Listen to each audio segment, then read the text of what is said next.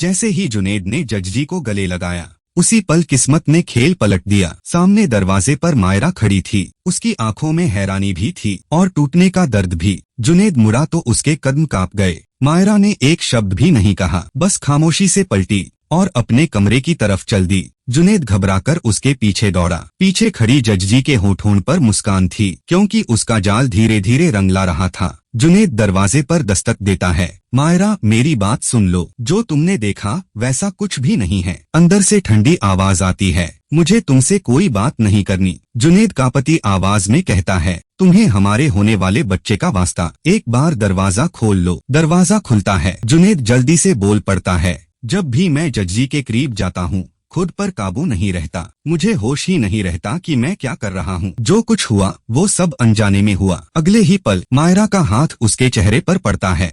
तुम एक धोखेबाज हो और मैं अब तुम्हारे साथ नहीं रह सकती। जुनेद बेबसी में कहता है, मुझे इस हद तक मत ले जाओ कि मैं जज जी को अपना लूं। मायरा की आंखों में आंसू जम जाते हैं। यहाँ से चले जाओ, मुझे तुम्हारी सूरत तक नहीं देखनी। यह सब कुछ जज जी अपने गुप्त कमरे से देख रही थी। उसकी आंखों में जीत की चमक थी। रात को छत पर जुनेद अकेला खड़ा था कि पीछे से जज जी की आवाज आती है, शायद मायरा को हम दोनों को एक साथ देखकर अच्छा नहीं लगा। जुनेद ठंडे लहजे में कहता है, अब मुझे उसकी परवाह नहीं।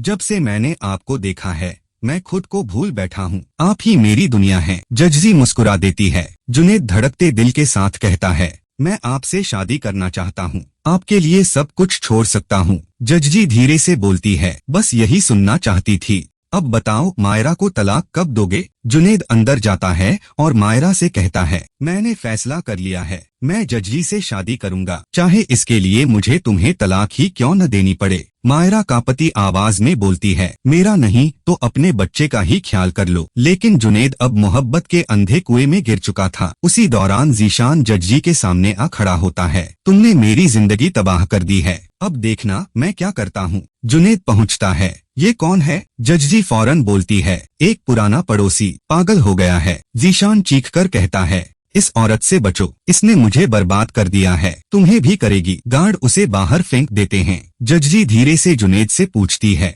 तलाक की बात हो गई ना? जुनेद झिझकते हुए कहता है, अभी नहीं, वो माँ बनने वाली है, बच्चा पैदा होते ही मैं उसे तलाक दे दूंगा। यह सुनकर जज जी की आंखों में नफरत उतर आती है। उसी रात वह सीढ़ियों पर तेल गिरा देती है। मायरा जैसे ही नीचे उतरती है उसका पाँव फिसलता है और वह सीढ़ियों से लुढ़क जाती है। गुप्त कमरे से जज जी की सरगोशी गूंजती है, अब वो जोर तुम्हें छोड़ देगा। जुनेद मायरा को बेहोश देखकर चीख उठता है। उसे उठाकर गाड़ी की तरफ दौड़ता है। पीछे से जज जी गाड़ी के टायरों की हवा निकाल देती है, मगर जुनेद लौट कर आता है। मुझे आपकी गाड़ी चाहिए। जज जी मुस्कुराकर चाबियां दे देती है। अस्पताल में खबर मिलती है, बच्चा नहीं बच सका। जुनेद टूट जाता है। घर आकर मायरा रोते हुए कहती है, ये सब जज जी की वजह से हुआ, उसी की नजर मेरे बच्चे पर पड़ी थी। अब सवाल यह है, क्या जज जी अपने खेल में कामयाब हो पाएगी या सच एक दिन सब कुछ जला कर रख देगा?